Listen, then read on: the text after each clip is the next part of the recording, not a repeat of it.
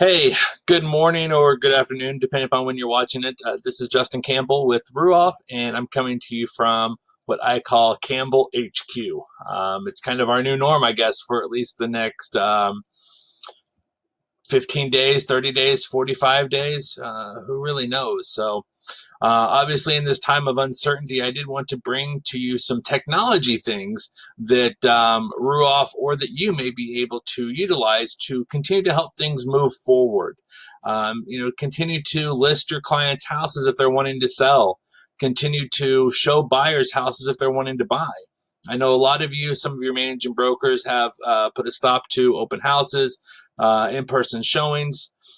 But that doesn't mean that we still can't get people pre-approved. We can't get people moved through the pipeline on our end, and also, get new people brought in as well. And so, I'm going to talk about a few things that Ruoff has at our grasp or in our toolbox that we can start using, or that we have been using actually, and became very proficient at using in order to help these clients either enter into the pipeline or move through the pipeline to get their loans closed.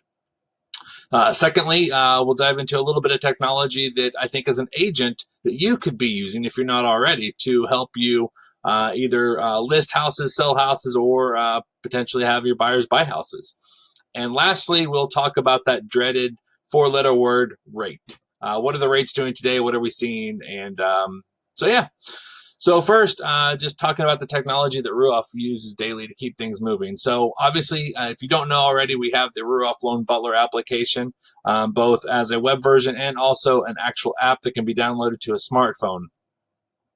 The client can go on there. They can, in 10 to 15 minutes, have their application input and essentially give us authorization to pull credit. And then we can hop in and take a look at things and then give the client a call, talk to them about what we're seeing and what we think the next steps are. Then we can, start talking to them about what documents we need. Through the Loan Butler application itself, they can actually upload their documents directly there. One, preventing any type of security risk of emailing. Also, just ease of use to be able to do things right then and there. Obviously, a lot of our clients may not have access to 60 days of bank statements right away. So we do have a program called Account Check that will allow the client to give us as Ruoff access to be able to electronically correspond with their bank to get 60 days of bank statements.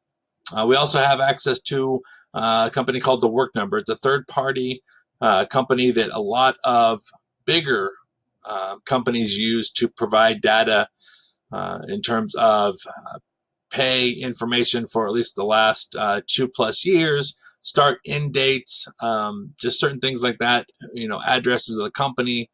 And that way we can easily get our 2 years of verification history. We can also get pay information in lieu of actually having to ask for pay stubs, W-2s, things like that. So it's a great program there.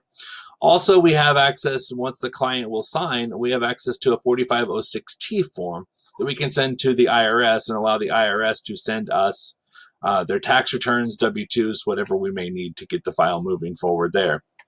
Also, access to, this right now I'm using Loom. It's a free service. It's got a Google Chrome extension as well. I really like it because it's free, and it does allow me and you to see me as well as sharing my screens. Zoom is another one that's very similar. Both of those have, actually all of these, GoToMeeting, FaceTime, all of those have access to having an app on your smartphone, so you can use that as well, so you don't have to use just a desktop site. I have heard that GoToMeeting, due to what's going on right now, they are, I think, offering free service, so that's something as well.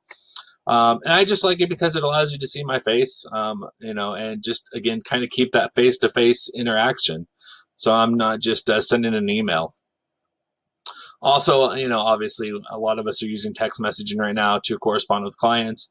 I am allowing my clients to take pictures of documents and text them to me as well, just to help, again, keep them in their house, keep me in my house, and just keep everybody safe.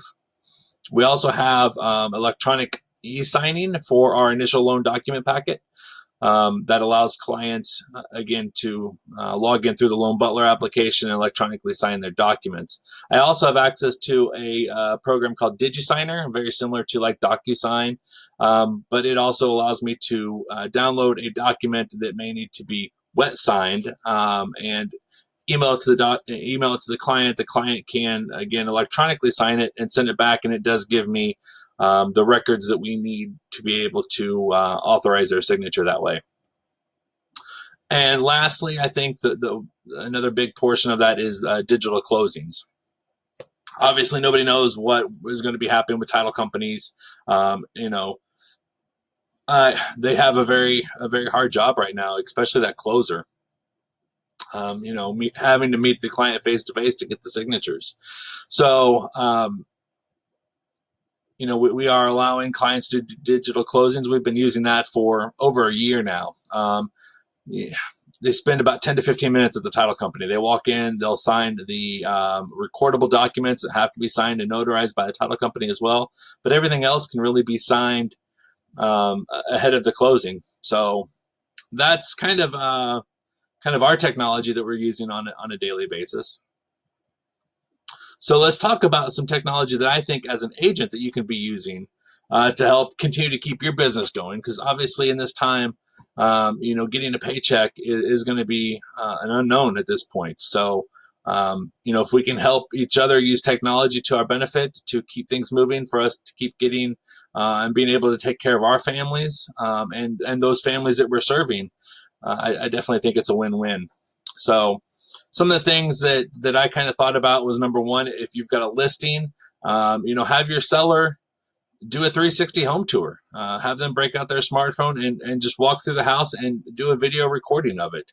Have them send you that video, and then you can even edit it if you want to, and then post it up on YouTube and provide a link, and then take that link and share it on Facebook or social media, Instagram, whatever you're doing.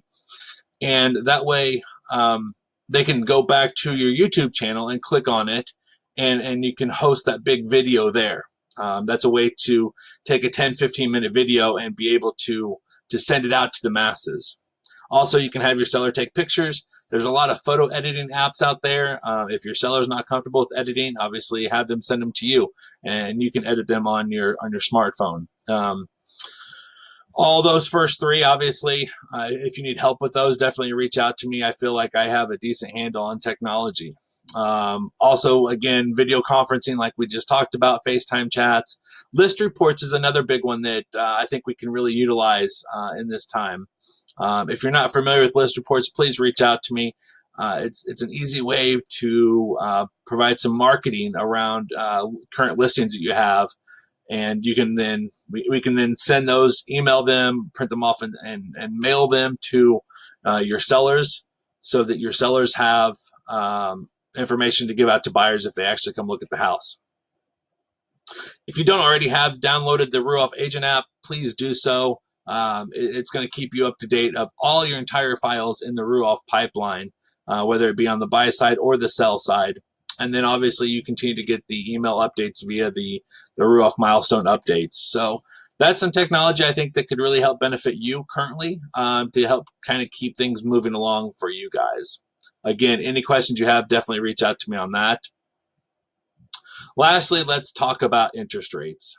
And I do apologize for the lengthy video in advance, but I feel like this is a lot of information. I want to get it out to you guys. So obviously last Sunday, the Fed came out and they said that they were going to reduce interest rates to 0%. Instantly, my phone started blowing up with text messages, emails, calls from clients saying, hey, I want 0%. That is not the actual interest rate of mortgages. The Fed funds rate is the rate at which banks exchange money to each other, or the Fed lends money to the banks to help cover maybe their lending or their deposits, whatever it may be. Because obviously banks don't keep as much cash on hand that they would actually need to fully fund their deposits. So then we also have, and I didn't mention this out here, but we have prime rate as well, which is the rate typically you see attached to auto loans or credit cards, which again is not the same rate that you see, or even home equity lines of credit are attached to that. And that's not the same rate as the 10-year treasury either. So the 10-year treasury is a bond, So typically when you start to see the stock market decline, and people start fleeing from stocks, they tend to put their money into bonds, which then helps interest rates. Now we also have another piece of that puzzle, which is the MBS or mortgage-backed security piece, which essentially is where um, these people pool mortgages together and then they sell them to an investor. And so kind of what we're seeing right now is that the 10-year treasury, actually, because things are so volatile right now, even though the government announced that they were going to start buying $500 billion of treasuries, that really wasn't enough. There was much more demand, or excuse me, there was much more supply of these bonds than what the demand was. So that's kind of why we're seeing interest rates kind of creep back up. Same thing with mortgage-backed securities. There's a much bigger supply out there than what there is a demand for it. A lot of people are putting money straight into cash. So they're dumping stocks, they're dumping bonds, and they're just hoarding cash, which is keeping interest rates again kind of up. So if you look at this 3-month chart of interest rates, you can see back about 11 days ago, we hit rock bottom. I mean, rates were low, and there was a mad dash for people calling in, refinancing. We are seeing levels that we've never seen before coming in. And that's kind of across the board, even at the bigger banks or other mortgage lenders. Just it's a massive amount of loans coming into the pipeline right now. But then, as you can start to see, we took a sharp hit up, and we're back up to levels that we were back in December. We're at that 3.75-4% range on interest rates right now. So what I'm doing with a lot of my clients is kind of something I don't like to do. I don't like for my clients to float rates. But at this point in time, I think it's very important that we continue to kind of gamble with things. And obviously, we're having many talks about that gamble before we decide whether we want to lock or float. So again, it's a period of uncertainty. It's just kind of a time for all of us to stick together, help each other, stay safe, stay inside, take care of your families. I want to help. If your business is going and you feel like you need some help, definitely reach out. I want to help. I hope you guys take care, stay safe, and we'll talk soon. See ya.